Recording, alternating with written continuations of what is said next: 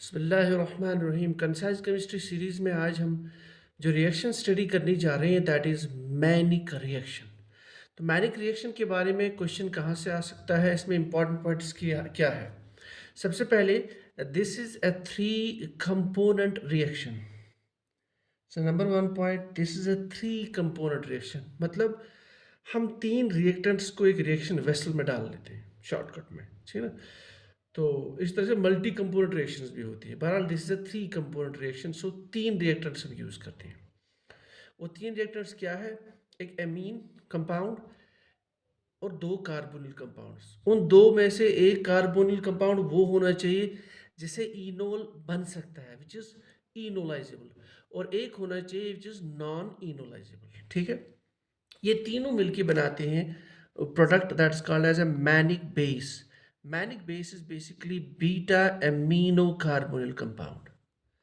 मैंने जो प्रोडक्ट है that is a carbonyl compound, लेकिन उस कार्बोनिल कंपाउंड की जो बीटा पोजीशन है वहाँ पे एमीन ग्रुप है। ठीक है, now let us move to the point कि हमें याद क्या रखना है। नंबर वन, हमारे पास एक एमीन होना चाहिए that should be either a primary amine और अ सेकेंडरी एमीन, यानी जिसके पास हाइड्रोजन एटम हो। जैसे फॉर एग्जांपल यहाँ पे हमने सेकेंडरी एमीन लिया है, ठीक है।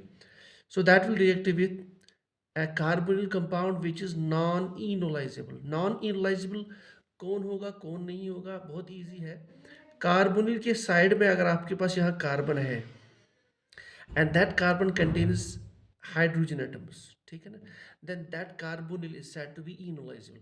बहरहाल ये जो आपका कार्बोनिल यहाँ पे है, it's a simplest carbonyl compound called as formaldehyde. ठीक है, so this is a non enolizable carbonyl. जो थर्ड कंपोनेंट है दैट इज इनोलाइजेबल कार्बोनिल, जहाँ से आप इनोल बना सकते हो। मीन्स उस कार्बोनिल के साइड में जो कार्बन है it contains hydrogen atoms, so this is called as alpha carbon. So if alpha carbon has hydrogen atoms, so it has alpha hydrogen atoms, then this type of carbonyl compound वो इनॉल बना सकता है, it's called enolisable. सो तीनों कैसे react करते हैं, बहुत easy है। जैसे मैंने ओरिएंटेशन यहाँ पे दी है इनकी, आप ऐसे ही याद कर सकते हो। फिर आप ये डॉटेड लाइन यहाँ देख सकते हो, बहुत इजी।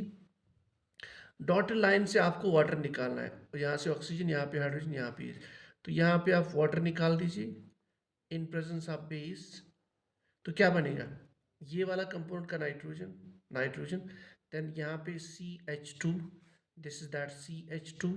फिर ये वाला पोर्शन आप लीजिए CH2 एंड देन दिस। तो इस तरह से आपका प्रोडक्ट भी बन सकता है। और कोई भी अगर आप ये चेंज करना चाहते हो, ये चेंज करना चाह सकते हो, ये चेंज, तो आपको किसी भी जो है रिएक्शन का प्रोडक्ट निकाल सकते हैं।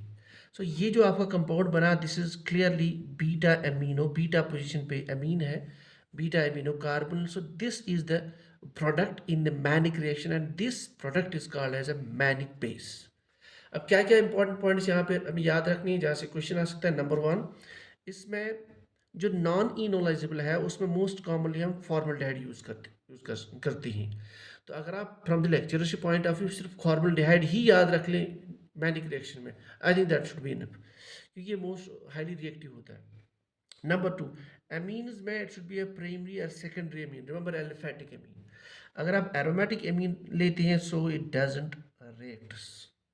ठीक है, नाउ मैकेनिज्म पे मूव हो जाते हैं। मैकेनिज्म में क्या आ सकता है, मैकेनिज्म में नॉर्मली क्या होता है, पहले ये अमीन जिसके पास हाइड्रोजन हो, प्राइमरी या secondary, it reacts with formaldehyde, तो दोनों क्या बनाते हैं, they will form iminium salt और इमीनियम आयन। ठीक है ना, ship based type iminium ion. फिर उसी इमीनियम आयन पे अटैक करता है ये आपका इनोलाइजेबल कार्बोनिल, ये बेसिकली डिप्रोटनेट होकर यहाँ पे नेगेटिव चार्ज बनाता है, फिर वही अटैक करता है उस इमीनियम आयन पे, तो आपकी जो है मैनिक बेस बन जाती है, यानी आपको जो रिक्वायर्ड प्रोडक्ट है बीटा अमीनो कार्बोनिल वो बन जाता है। तो ये है पूरी मैनिक रिएक्शन जहाँ से पॉसिबिलिटी है क्वेश्चन आने की।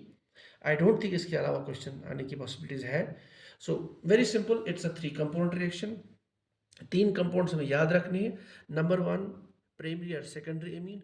Number two, carbonyl compound which is non-enolizable and most commonly formaldehyde, and then another carbonyl compound which is enolizable, that means which contains alpha hydrogen atoms.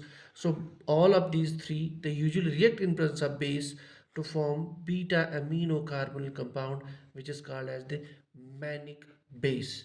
Remember aromatic amines इस reaction में work नहीं करते हैं, ठीक है। So these are the possible point जहाँ से question आ सकता है। Thank you.